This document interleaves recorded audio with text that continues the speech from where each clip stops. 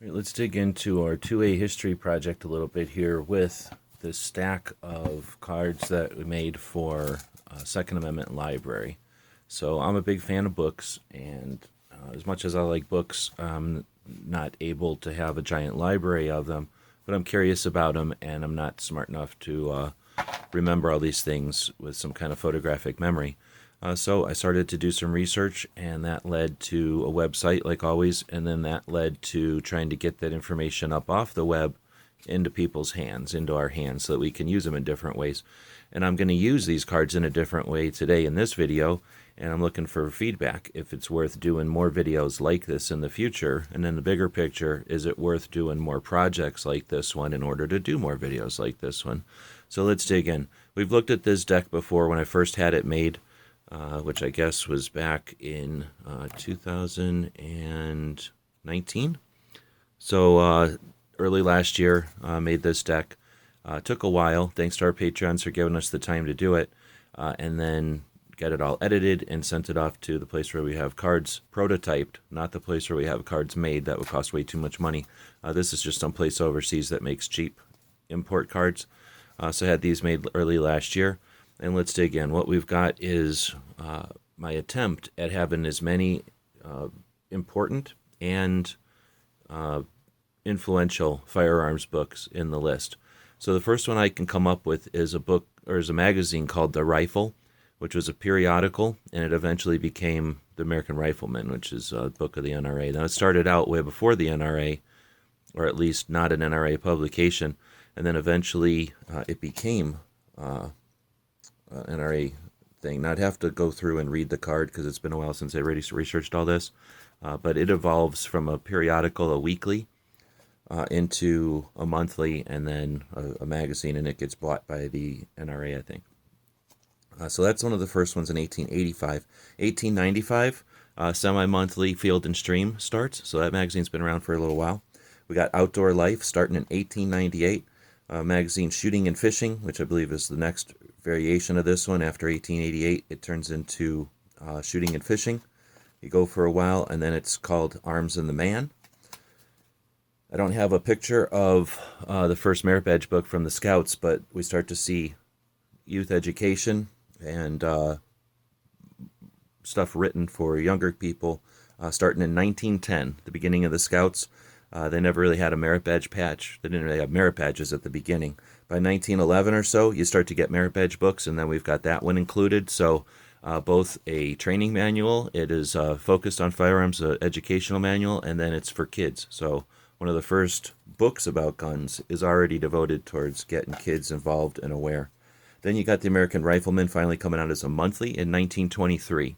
So if I wish that these were inclusive. I think they're inclusive, but when we're looking at the totality of firearms publication, American Rifleman, that magazine that basically became a throwaway waste of paper with some of the more modern versions of it, started in 1923, one of the oldest periodicals focused on firearms out there.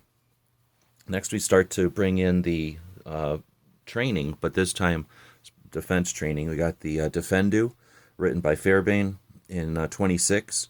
You got a book called Shooting, written in 1930, which is a comprehensive use of handguns. Handguns didn't exist until they were invented, so most stuff was written about rifles in the beginning. You get one that's specifically written about pistols. I can't say I'm a total expert on this. We could bring in people that know more about it, but this is at least one of the first, if not the first, focused on handguns. Then you get Scientific Self-Defense, Fairbairn again, which is basically a reprinted version of the Defendu. And the reason this is in here is my desperate, uneducated attempt to show the evolution of fighting and shooting education, combat education, starts from single sources and then starts to develop. Again, we get another version of it called Hands Off in 1942. So pre-war. Now you get Shooting to Live, Sykes and Fairbairn working together. Pre-OSS, pre-spies of World War II, which became the whole special operations units of the military.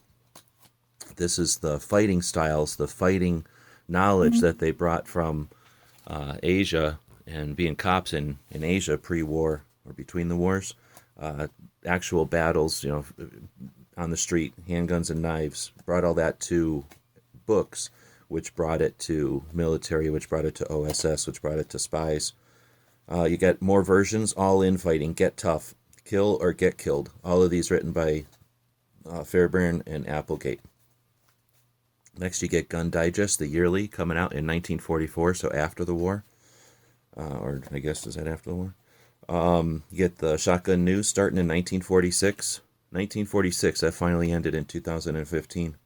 Well, at least it changed names in 2015. You got the Hatcher's Notebook in 1947. A lot of people consider this to be an important book for all people that are interested in firearms.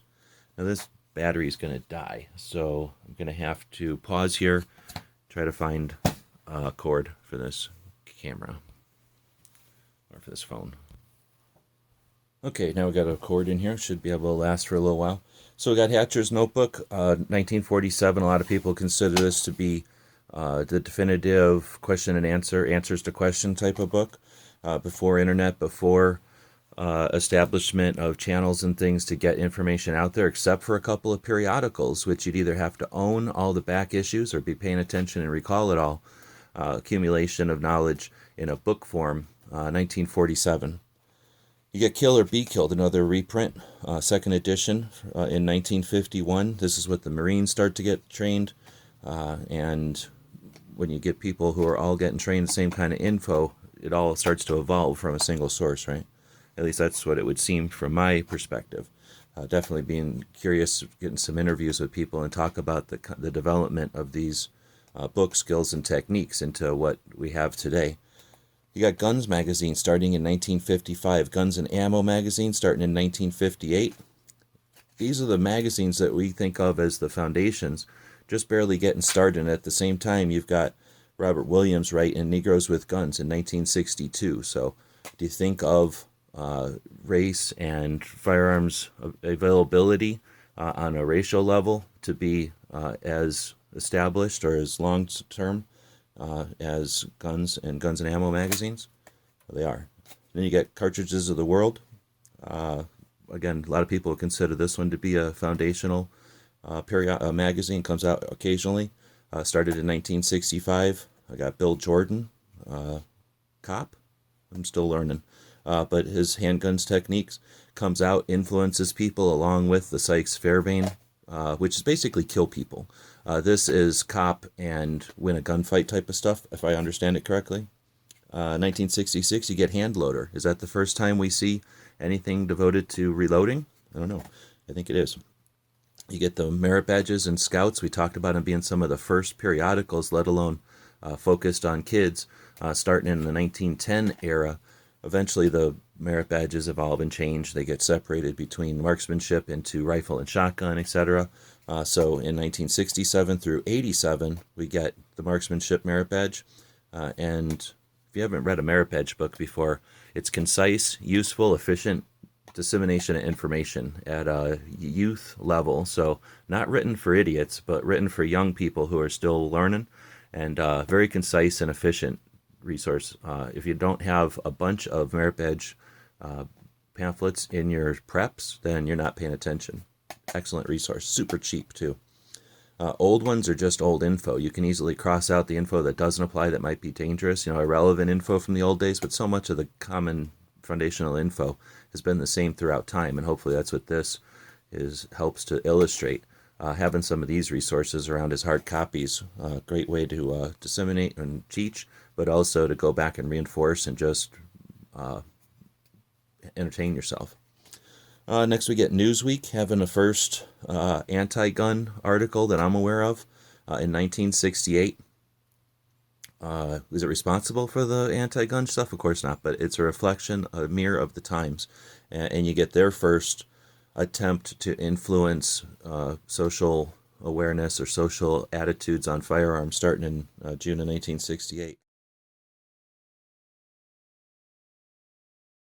The guys and gals at gun websites encourage you to take a CCW course every year, practice at least once a month, and carry every day.